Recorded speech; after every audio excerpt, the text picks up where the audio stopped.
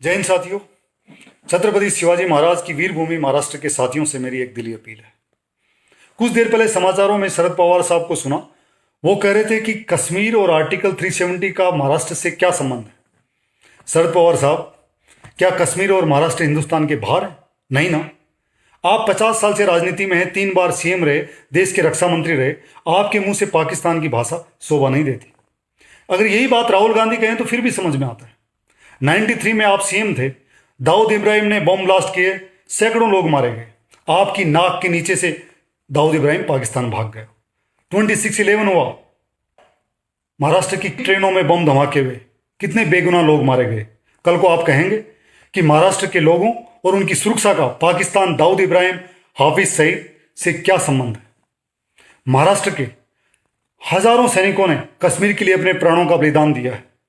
आप जाके कर्नल महादिक और मेजर गिरीश की मां से पूछिए, वो आपको बताएंगे कि महाराष्ट्र का कश्मीर से क्या संबंध है। आप लोग पार्लियामेंट में खड़े होकर आर्टिकल 370 का विरोध करते हो।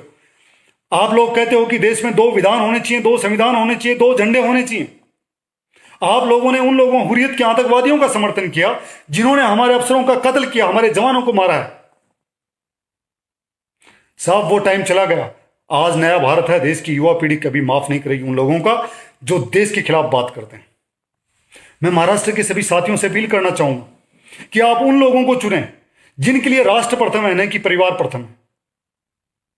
कल को तो आप ये भी कहेंगे कि देवेंद्र फडणवीस साहब का कश्मीर से क्या रिश्ता है। रिश्ता है साहब। 1989 में वो अपने छात्र जीवन में कश्मीर में उन्होंने जाके तिरंगा इसलिए लहराया कि आतंकवादियों ने चुनौती दी थी कि हिम्मत है तो यहाँ के आप तिरंगा लहराइए। और पिछले 5 साल में महाराष्ट्र में एक भी बम धमाका नहीं होने दिया।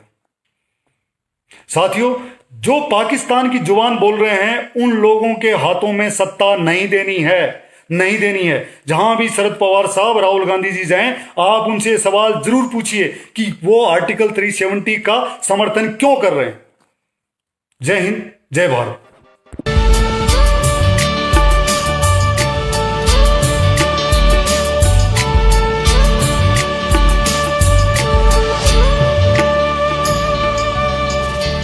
नमस्कार दोस्तों, आप सभी कैसे हैं। उम्मीद करता हूं आप सभी बहुत ही अच्छे होंगे।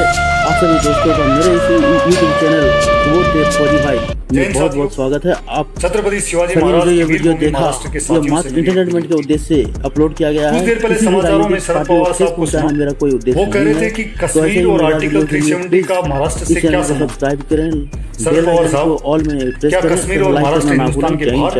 नहीं ना। वंदे मातरम। आप 50 साल से राजनीति में हैं, 3 बार सीएम रहे, देश के रक्षा मंत्री रहे, आपके मुंह से पाकिस्तान की भाषा शोभा नहीं देती। अगर यही बात राहुल गांधी कहें तो फिर भी समझ में आता है। 93 में आप सीएम थे, दाऊद इब्राहिम ने बम ब्लास्ट किए, सैकड़ों लोग मारे गए, आपकी नाक के नीचे से दाऊद इब्राहिम पाकिस्तान भाग गए।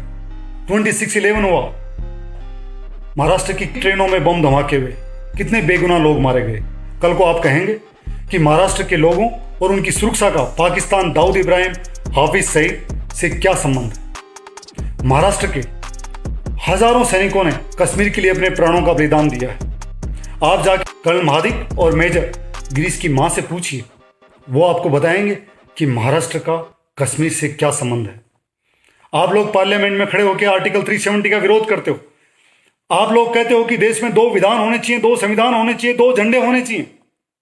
आप लोगों ने उन लोगों हुर्रियत के आतंकवादियों का समर्थन किया जिन्होंने हमारे अफसरों का कत्ल किया, हमारे जवानों को मारा है। साहब, वो टाइम चला गया। आज नया भारत है। देश की युवा पीढ़ी कभी माफ नहीं करेगी उन लोगों का जो देश के खिलाफ बात करते हैं। मैं महाराष्ट्र के सभी साथियों से अपील करना चाहूंगा कि आप उन लोगों को चुनें जिनके लिए राष्ट्र प्रथम है, नहीं कि परिवार प्रथम है। कल को तो आप ये भी कहेंगे कि देवेंद्र फडणवीस साहब का कश्मीर से क्या रिश्ता है। रिश्ता है साहब। 1989 में वो अपने छात्र जीवन में कश्मीर में उन्होंने जाके तिरंगा इसलिए लहराया कि आतंकवादियों ने चुनौती दी थी कि हिम्मत है तो यहाँ के आप तिरंगा लहराइए। और पिछले 5 साल में महाराष्ट्र में एक भी बम धमाका नहीं होने दिया। साथियों, जो पाकिस्तान की जुबान बोल रहे हैं उन लोगों के हाथों में सत्ता नहीं देनी है, नहीं देनी है। जहां भी शरद पवार साहब, राहुल गांधी जी जाएं, आप उनसे सवाल जरूर पूछिए कि वो आर्टिकल 370 का समर्थन क्यों कर रहे हैं। जय हिंद, जय भारत।